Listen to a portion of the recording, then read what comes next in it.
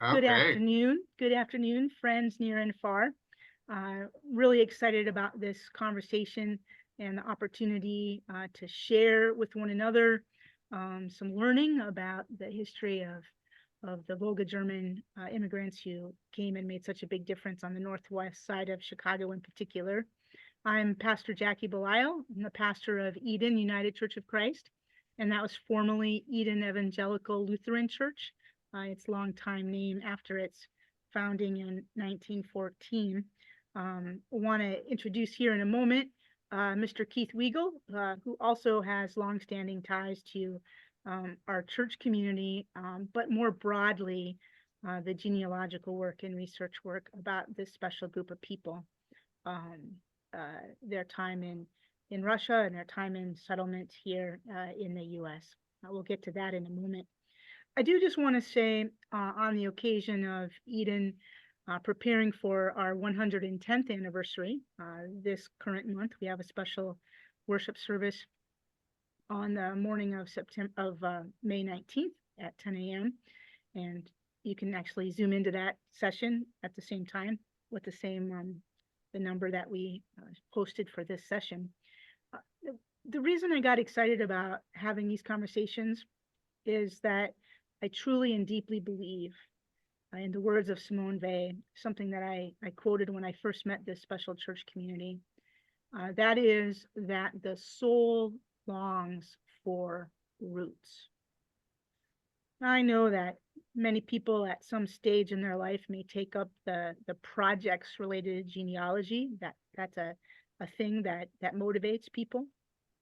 I think I've grown in my own ministry, maybe particularly in this last decade at Eden, to have a great sense of commitment and burden that we share the stories of the past. Now we understand not only our own varying familial stories and roots, but that a part of sustaining a local church's ministry and evolution is understanding the roots that were a part of forming that congregational community. What it means, for instance, in our setting to understand the faith, the needs of an immigrant community and the various stories, internal and external to the church community, um, that that were a part of the growth of people, um, internally and in terms of program. So I haven't asked Keith to go into lots of details about that church programming, if you will, here at Eden, but I've really found some surge in time and commitment and partnership with others that we begin learning more and more about the Eden journey and about the journey of the Volga Germans, who gave us so much in the first decades of our life together and our surrounding neighborhood. So I want to thank you, Keith, for being a part of our extended family and all that you've brought to this space. Maybe as I turn it over to you, you could start before we start sharing slides, um, by sharing whatever you'd like to share about how you came to love the history material so much and that you've been invited to share in this space. Keith? Okay. Well, thank you. Well, I'm Keith Wiegel. I have a long association with Eden Church. Um, and I just, you know, my grandparents were founding members of the church. My dad grew up in the church. Um, Funny thing is, he wasn't baptized at Eden, which is a question mark I don't know how to answer because that goes back into 1919. But he was actually baptized at St. John's over on, what is it, Montrose? Um, but my dad was married at the church here. I was baptized here. My brother was baptized here. I was actually married at Eden Church. And tomorrow, May 8th, is my 42nd anniversary. Well, So, you know, blessings and peace. Our it was a, congratulations to both of you. yeah, thank you. Um, so I've been associated with kind of Eden all my life, and I'll talk about that a little bit later on when I talk about Eden Church. I've also had a long history with genealogy, family stories. And a lot of it is actually on my mother's side of the family, where my aunt piqued my interest. She collected a lot of stuff.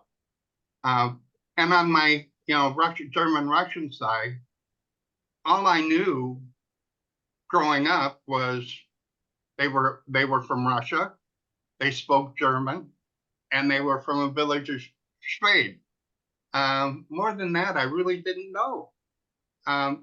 But about 20 years ago, I got associated with an organization, the American Historical Society of Germans from Russia, which until then I didn't know I even existed.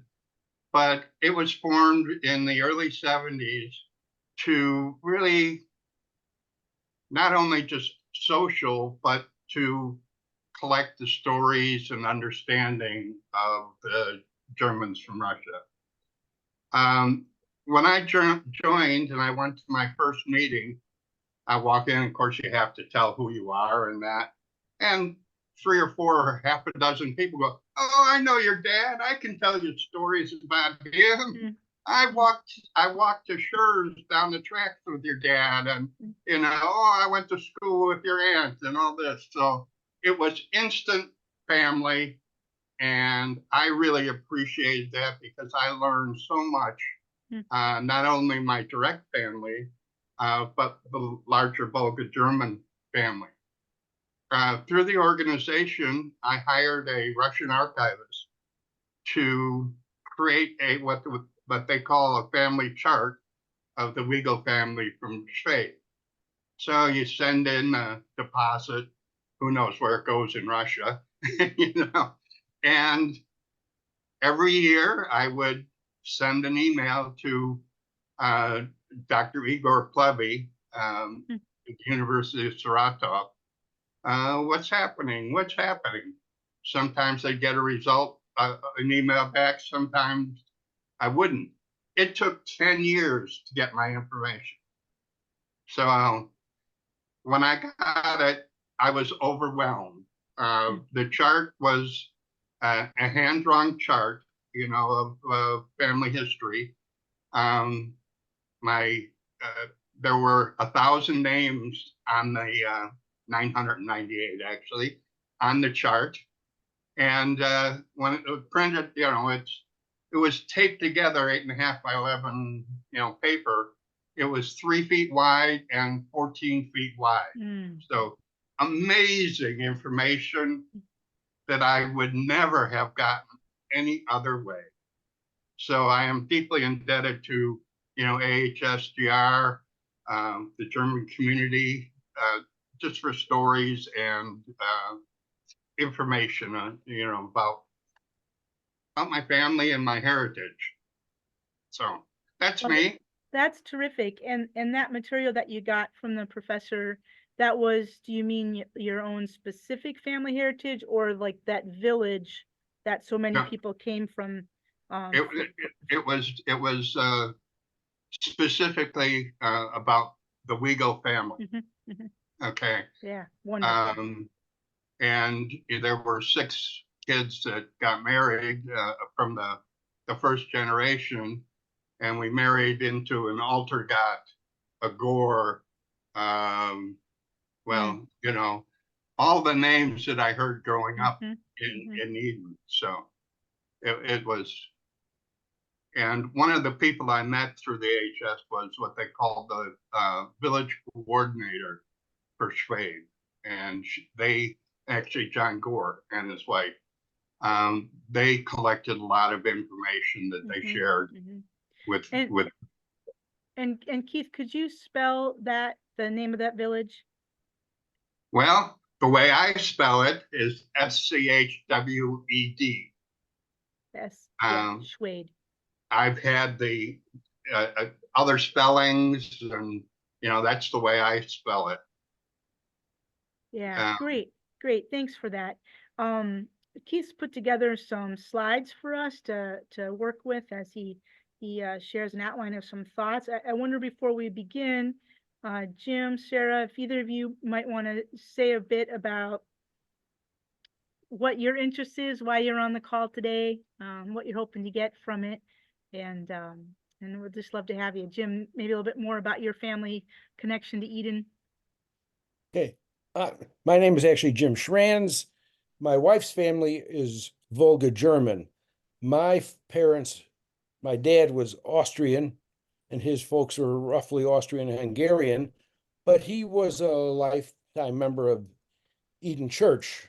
My mother's folks are Scots-Irish on one side and Welsh on the other. So I'm a mongrel by all means, any means. And I'm curious about the history as, I mean, I understand that particularly under Catherine the Great, people moved from Germany to Russia hoping for a better life.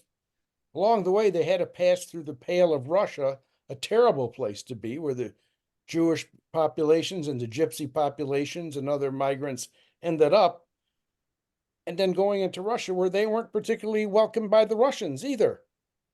So it's a tough journey. And then to come back to the United States, how did that work? And how did they become evangelical and reformed as opposed to something else? Because at least the Jefferson Park version are ENR. And so St. John's Lutheran's a little different. They're Lutheran, and the two churches a block apart fell into different categories, Right. United Brethren and ENR. Well, I will talk a little bit about Calvary, because that was the other church for me.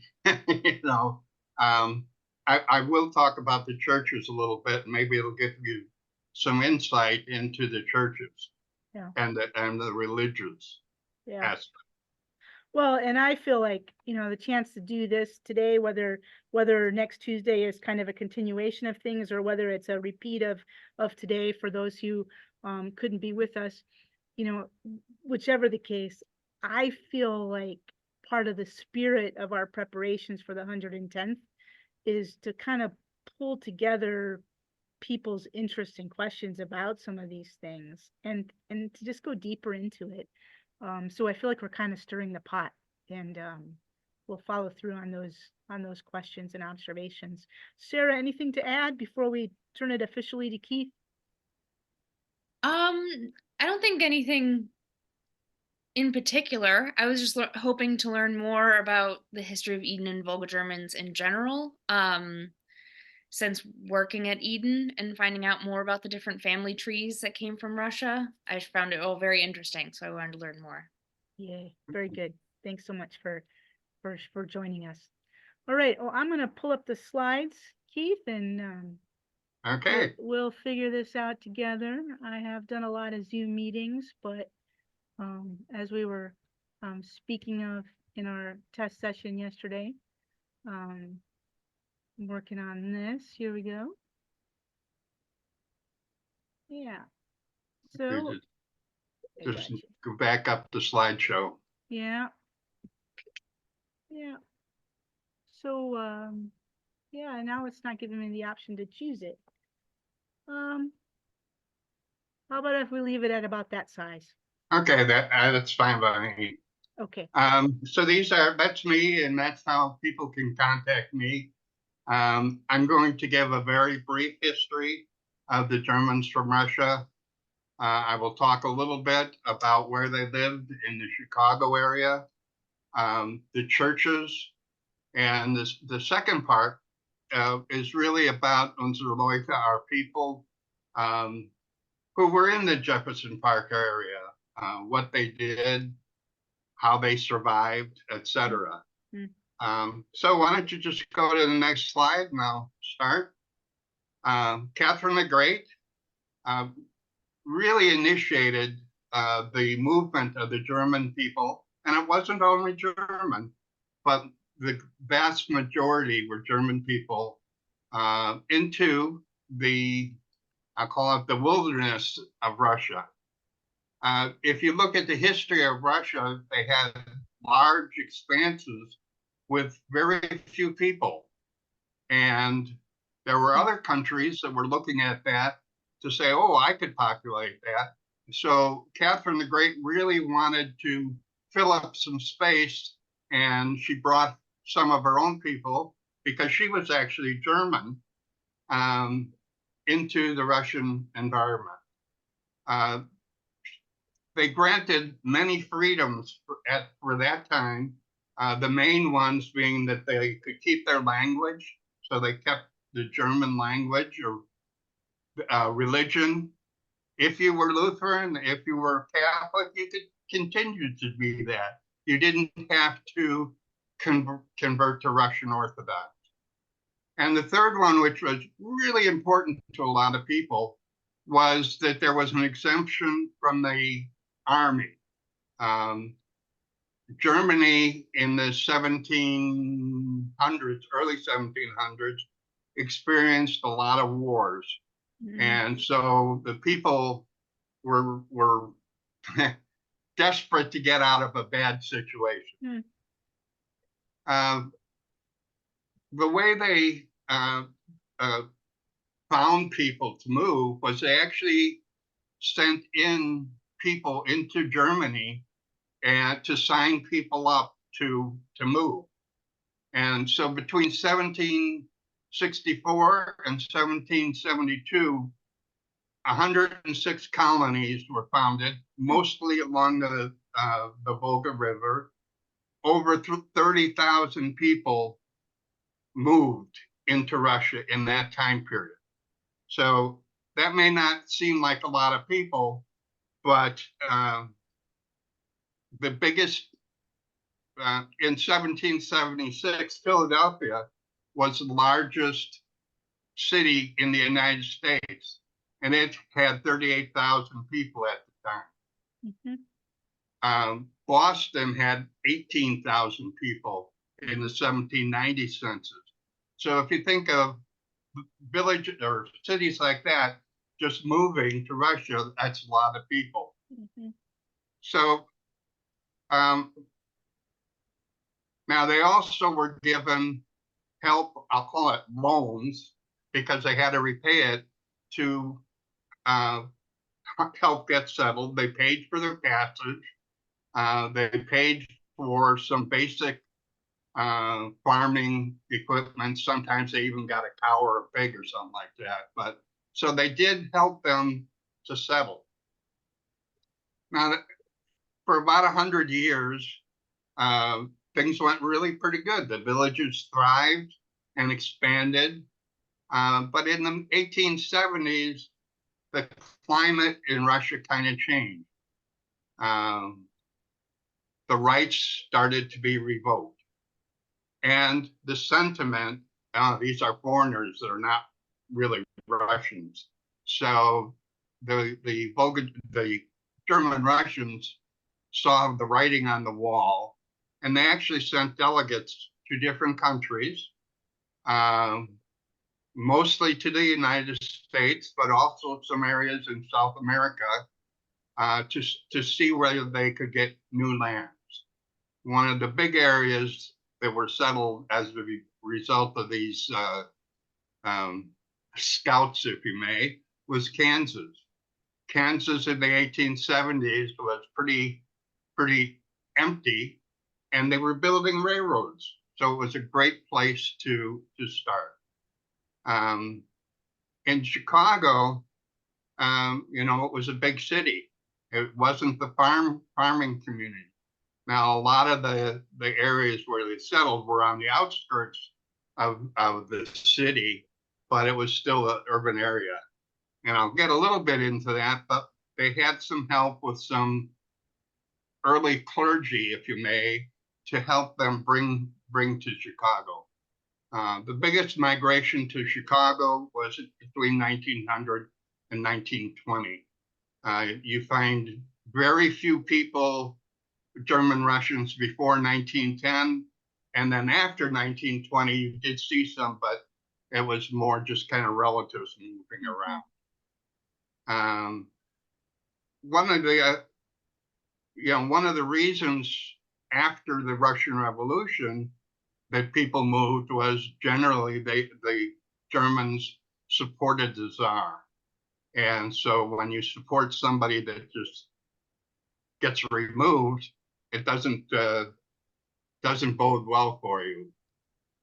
In the communist era, there was a lot of starvation, collectivism. Instead of working your own farm, you were now working the government's farm. Starvation was really bad at the beginning, both in the 1920s and 1930s.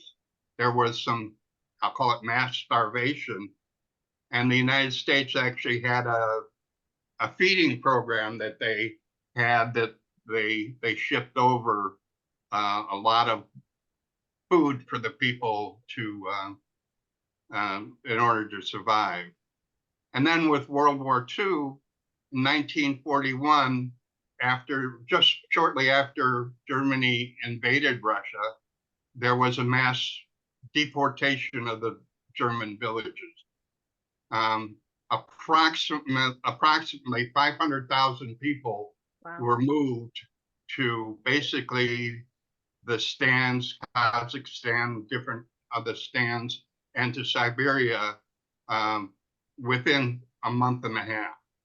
So they would go to a village and just say, okay, you get to the train and you pack them into cattle cars and they moved you.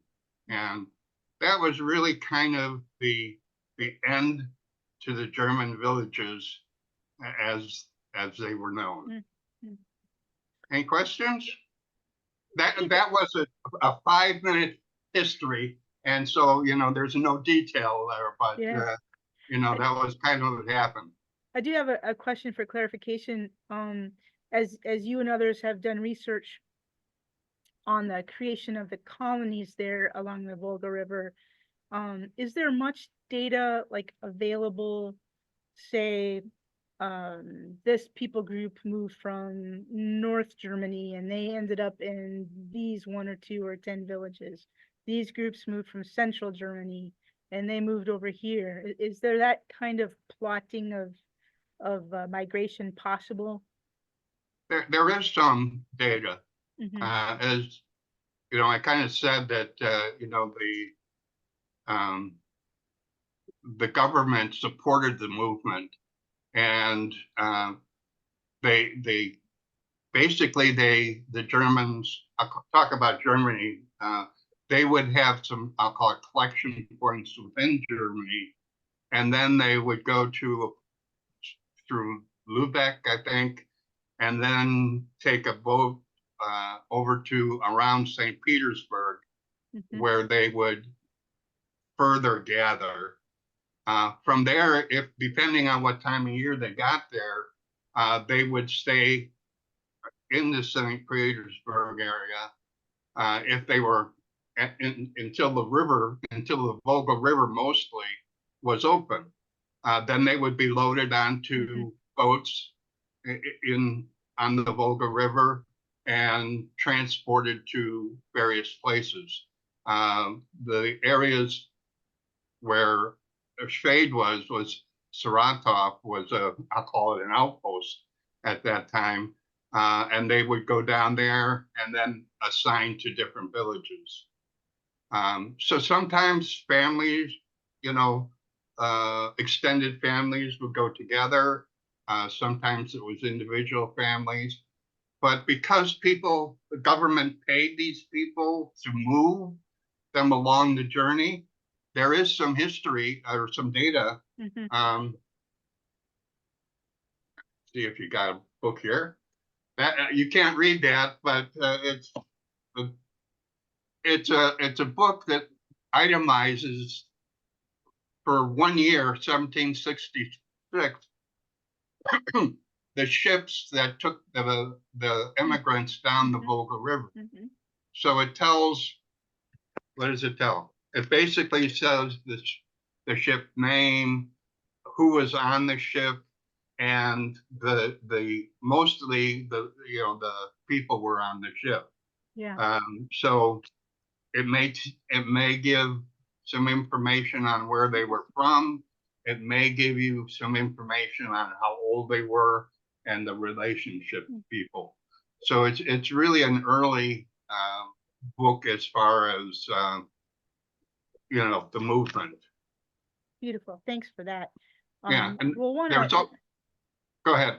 well, I was gonna say, we'll want to keep moving here in a moment, but I want to just make sure anyone else has a chance to answer any questions, and welcome Pastor Noemi Meza. Keith, Jim, Pastor Noemi is the current pastor at Redeemer of Calvary. And Oh, so we're hello. so very glad Oh. that you joined us for the conversation. Okay. Anyone have questions for Keith before I move on to the next slide? Okay, just one little comment before we move on. Just like the United States, the Russian government conducted censuses, and they conducted a census in 1767 in the Volga area to really figure out how many people were there. So that's a very important early census as far as the German settlers. And then there were subsequent censuses along the way. I have 1798 census, 1811, 1834, 1850, 1857. I have copies of those from the village of Schwede. There was an 1897 census, but very little of that survived. So yeah, beautiful. And I know as we look toward next week and beginning to put our displays in our very modestly sized archives, we'll be pulling some displays out for the anniversary weekend, and we've got those some pictures of the map, the laminated picture, which I know Redeemer has too, of like the village and the family names that lived in certain village, I guess in Schwede. yes. And yeah, so it'll be interesting to pull that together. Okay. All right, so let's move on here. You can Okay. speak to the Chicago pilgrimage. Yes, so here, these are areas within the Chicago area where German Russians settled. There was a very large area or a large number in again, I'll just read them off: Bellwood, Maywood, Melrose Park area, which I know a little bit about because I had relatives there. And that's where one of the churches in Melrose Park, where they had the chapter meetings for AHSGR.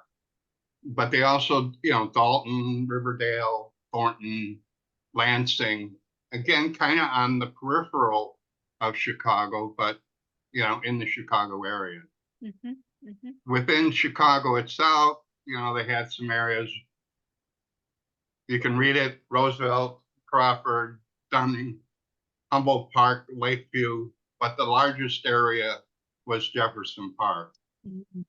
And one of the interesting things in my genealogy is when I've looked up census records, and if I look at just the block between the two churches there, about 80% of the families there were German Russian in the 1920 and 1930 census. Like literally on our existing block or within a small number of blocks? Well, just on that block, but it was similar because they kind of spread out between, but on that block, it was about 80% German Russian. That's a significant critical mass, right? Yep. Yeah. Very good. Okay. So these are the churches that, where I have been identified. And again, these kind of came through, I obtained these through the organization HSGR. I won't go through very many of them. I will talk about the ones that are highlighted at the bottom. But some of these were started by German Russians. Others they just were absorbed into an existing church. Wow, I didn't know that about St. Alphonsus. Pardon? I didn't know that about St. Alphonsus. Yes. Well, that was in, really I'll call it the heart of, when I was growing up, the German areas. but it is one of the Catholic churches that I know of that had a fairly significant German Russian Mhm. population. Yeah. Very good. Now that I want to just spend a little bit of time. St. John's Lutheran in May, the Chicago in Mayfair on, I believe it's on Montrose. That was an existing German church at the time that the German Russians came in. One of the reasons that a lot of the German Russians attended that church was a school that they had. They they had a lot of sense of education. They wanted their kids to have education, Mhm. and so that was one of the reasons they kind of went to that church. The other ones, I'll talk a little bit in more detail. Why don't you go to the next slide? Yeah. And St. Trinity, it was a German congregational church. But the reason I think it's important is the pastor. Johannes Block was a German Russian. I think he was from the village of Blumenthal, which was a little bit further down the Volga River. But he came to Chicago to study at the Congregational Seminary in Chicago in the 1880s. So he was kind of an early German Russian in the Chicago area. I want to go to the next one. Yeah, and so that'll bring us to the part 2. Oh, there we go. There we go. All right. Okay. Having technical difficulties. There you go. But we'll deal through it. Johannes Block in 1914, again the same year as Eden, started St. John's Lutheran. It was in the neighborhood. I got a little map there, but I can't read it. But started his a Lutheran church. This was predominantly German Russians, not all, but he was the only pastor of the church. And when he died in 1953, the church actually shut down. So, but it was important because Johannes Block really encouraged people to come to the Chicago area, and he supported the immigrants with housing, some money to get started, some supplies, some jobs. He was really kind of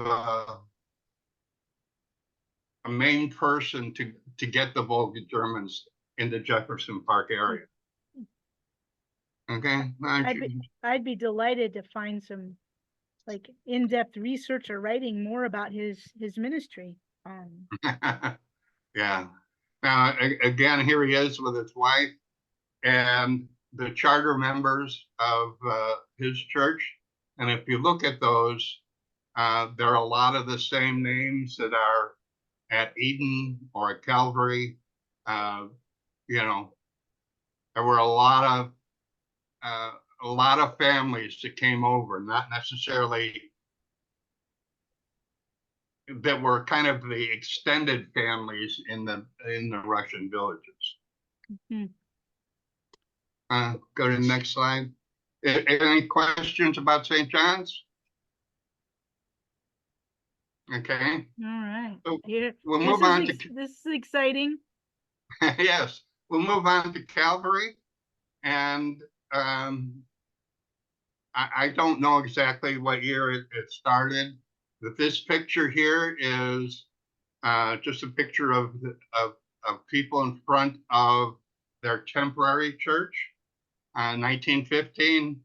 And again, I'm sure that if I had names on there, there'd be relatives there too. And so that'd be like in the Mayfair neighborhood, Lawler and Giddings. Yeah. Yeah. Okay. This is another picture that I've acquired over the years. through the AHSGR, there were a number of people that were also a member of Calvary. And, you know, my recollection, I did not grow up in Jefferson Park. I grew up in Chicago, but as a kid, we would attend Eden, Easter, Christmas, or some occasions. And my grandparents and aunt lived on Gunnison, 4949 Gunnison. So we would walk from Eden Church to their house and walk past Calvary.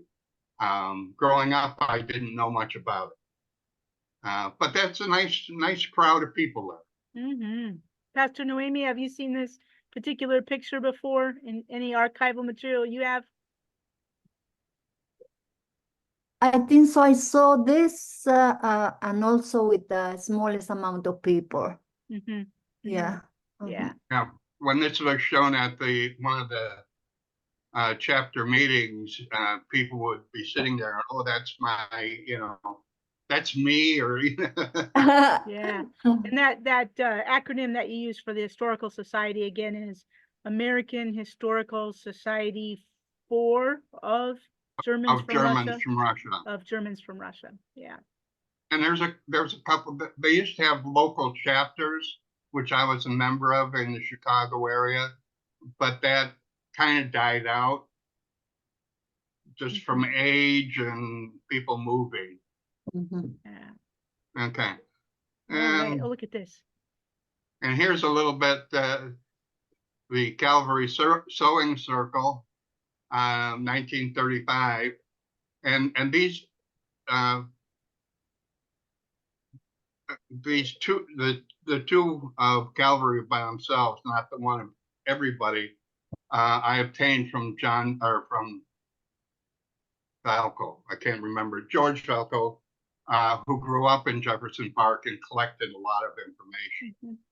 But I included this slide specifically because if you look at the names, there's Wiegels on there, there's DeGraffs on there, there's, all the names that Eden Church grew up with, St. John's had, just different families, different churches. All right. All right. Very good. It'll just take me a second to flip to the next section of slides. It's a Okay. good time if anyone has any questions for Keith as we transition. And maybe, Keith, what we'll do in terms of timing is think in terms of doing the first two sets this week and the second set next week. Okay, that'd be fine. All right. Any questions before we move on? No, I am very grateful for the information. It reminds me that I did the same thing when I was first appointed to the church, just to know what is this church, who was the founder, who was the first pastor, and so on. So, yeah, thank you so much for bringing this to my memory. Yeah, well, you're welcome. Well, go back once for quick. Eden, yeah.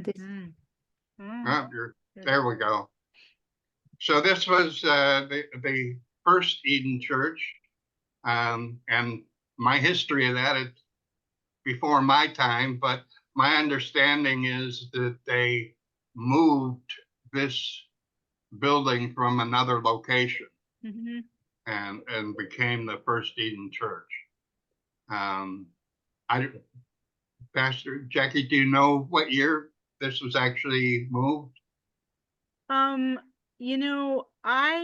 was just reading about that the other day. I'm guessing late in 1914 or sometime in 1915.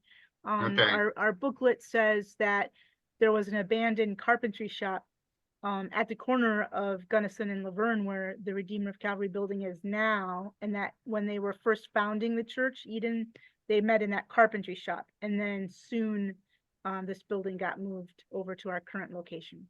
Okay. Yeah. And then this is the current the church, and I don't know what year it was built. 1928. 28. And I Okay, believe that they built the parsonage first and then the church. okay, all right. But if you say 1928, that was kind of right at the beginning of the Depression, and where it was tough times for a lot of people. And my Aunt Mary Hoppy recorded an interview with a cousin, and in that interview she talks about the families would tithe so much a week, or to the church. And during the Depression, that if it was getting close to the time where they had a tithe and they didn't have all the money, they would not eat for a couple days just so they could get the money to tithe for the church. And they were very, very proud that they never missed a mortgage payment on the church throughout the Depression. Significant loyalty. Yeah. Yeah. Now this is the interior of Eden Church, and as a kid, my grandparents and a lot of aunts and uncles and cousins were members of the church.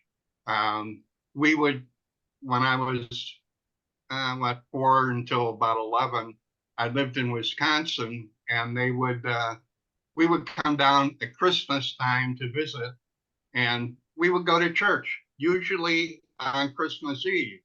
But in the 50s, Christmas Eve service was in German, and I didn't speak German at all.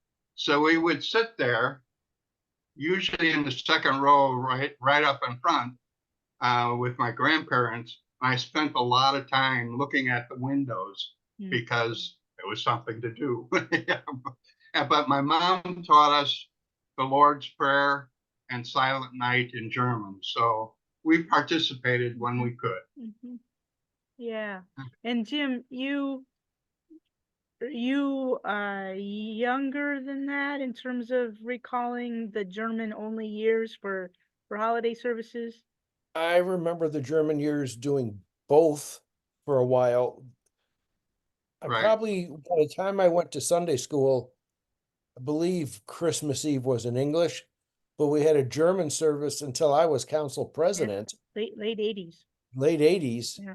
Still, and then Yeah. there just wasn't enough people to make Right. it.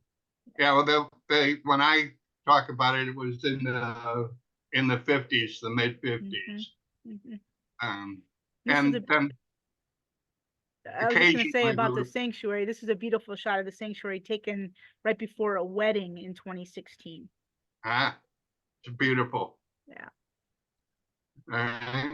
So just like Calvary, I obtained copies of slides, and most of these came from the 50th anniversary booklet of Eden. And since I was doing these slides, I collected a lot of them that had my family in them. And I always enjoy looking at the 50th anniversary booklet, because almost every page there's a relative on it. My grandma is the second one from the left on the bottom row in this one. So that's Grandma Wiegel? Yes, Grandma Wiegel. Yeah. Yeah. The Frau of the Marine. So in case you don't know this, Sarah, Noemi, Keith is a cousin of Jean Schnarr. And so I often hear Jean speaking of the extended family, the ancestors of the same name. Yeah. And the same group of people, and my grandma's the third, but here in 1964. All right. And you could just. Sarah, maybe you could say a word in a bit about this coming Sunday's worship service. We get through the slides. And Keith, the Daughters of Eden, do you know what year that was started? No, I don't know what year it was started, but it was really an opportunity for the younger generation to participate. Mhm. And I look at this slide, and right in the center, there's my Aunt Mary Hoppy, my Aunt Emma Christ, and my Aunt Amelia Schnarr, which is Jean's mother. Mm. So Beautiful. I don't know if I know I still hear, some of our most elder women understand it was a loss when the women's organizations, closed, paused, like so Yeah. many churches decades ago kind of gave up on these social organizations. And even yesterday, one was saying, if only we could start up a new women's organization. The Frontvine were so faithful in passing it on to the daughters. yes, But, the daughters, when they came to their end, it's a time socially where many church organizations didn't have the sense of human capital to pass it on to the next generation. So right. I just want to And acknowledge that. probably in the 60s, well, and again, now this is the church council in 1939, and my Grandpa Wiegel is on the left-hand side, the first row. My uncle Henry Farmer Hoppy is in the second row, right next to the pastor. I think that's the pastor. And I look at these pictures, and the names that my dad would talk about growing up, my relatives. It's just a wonderful feeling. Yeah, indeed. We All have right. much to be grateful for. Is that the end on number 2? Is it? Oh, so 3 is the brethren. Let's go to that one if we could. Okay, to section 3. Yeah. All right, we'll take a few minutes to get to that one, and then we'll call it a day. Okay. So part 2, part 3. Here we go. Yeah. And I don't know, is it Jim, right? Yes. If you remember the brethren, the brotherhood. I do. That would be when I was very young, and since my father was German, his mother though was Frauenverein for many, Okay. many years. And I was surprised. I think I saw my mom in the Daughters of Eden picture in 1964, which And your surprises mom, me because she was British. huh? It's, Okay. Well, it's maybe they were surprised. more inclusive than we thought. A little bit. Yeah. The last religious group that I wanted to talk about was, and it has kind of many names, the Brethren, the Brotherhood, Bruderschaft, the Bruder and Schwester. But this group kind of originated in Russia as a result of shortages of pastors, of especially Protestant ministers in the Volga area. So groups of, I'll call it laypersons, would organize, I'll call it prayer meetings in the different locations.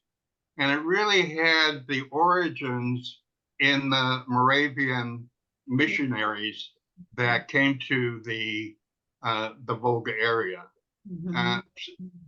In my opinion, and these were somewhat fundamentalist religious groups. There was, a fairly, I'll call it a loose organization. From my understanding, they really didn't keep records of anything. They weren't the official marriage, death, birth people. They were kind of an attachment onto other more established churches. There was a conference in Russia in 1873, and there were meeting houses in the Chicago area. There was one on Jefferson Park Maywood and Riverdale. So again, the areas where the Germans went to, were. Hmm. And I believe that, Calvary had a large percentage of people that belonged to the brethren in attendance at Mhm. Calvary. Mhm, mhm. So I didn't really realize until quite recently. I've often heard people speak about the brotherhood, and the elders especially would speak about, them being more conservative, more pietistic, if you will, having the midweek studies and extra worship services and stuff. It kind of it intrigues me and inspires like additional personal research on this. To understand it from the Moravian roots. I didn't realize that connection until quite recently. Yeah. The Moravians and maybe I'll say their cousins, the Anabaptists, excite me a lot. And it's just it's interesting to me to think about that being an aspect of the spiritual practice of some of, Eden's earlier members. Yeah. And you Were get the the sense, right, Keith, that, some people were a part of it, some people weren't. And Correct. maybe who knows what sort of the vibe was between those groups of people at Eden, or between those groups of people at Redeemer of Calvary, you Yeah. know, you know, eh, I looking really onto that. don't. I really don't know a lot about that relationship. The Mhm. only time my cousin Don Hoppy talked about when he was growing up, they had a dance, something at Eden, and it was just I'll call it teenagers getting together, and my grandma's brother was a member of the Brotherhood. Excuse me. Mhm. And he Mhm. came into the church, and it was like, oh, this crazy music, you got to stop. You can't have that in a church. You know, um, A little when more Spartan, right? A yeah, little more and Spartan. when they did go to the meeting halls, um, people again from the AHSGR Association said that the women would sit on one side and the men on the other side, Hmm. and sometimes the kids in the back. It was kind of what I would consider a very fundamentalist Hmm. organization. that Hmm. actually was true at Eden until the time of Pastor Reinhard Ulrich, where in the German service, the men and women would divide Huh, until he cured him of that habit by sitting with okay. his wife before they called him. So that Interesting. means that history had gone on a long time Mhm, mhm. in I Eden. think Yeah, that Redeemer also they used to sit divided, yeah, women one side and the men in another side. Mhm. yeah. Well, that part I didn't is earlier than I I know. I wouldn't doubt that. That's interesting. Okay, I Well, I think go ahead. yeah, I was just gonna say, in a few minutes I need to shove off for the kids program here at Eden, but I'm happy to leave Zoom open if folks would like to linger and talk further, or we can save some of our time for next week. Mhm. Did folks have any specific questions of Keith? Yeah, Um, on the Moravian missionaries were part of the Germans that moved to Russia from the Moravian region of Germany. My understanding is they were external to the Volga German communities. That they recognized wherever they were, recognized a need for I'll call it religious leadership in the area. And so then they started sending missionaries to the Volga area. So it was external from the Volga area. That's what I was wondering, because the Moravian church, when it came here, settled in Bethlehem, Pennsylvania, and someplace in the Carolinas, and they have a huge genealogy department Right. for German studies of German heritage. Yeah. So there's just really a couple more slides. If you wanna, can you bring up the Oh, one with, sure. And that was still in section 2, Keith? yes, I it should be. apologize. From my display, it looks like that was the end. Hold on. Hold on. I'll find it. Of course, Murphy's Law being yesterday, it looked fine, and I thought it looked like from my here we go.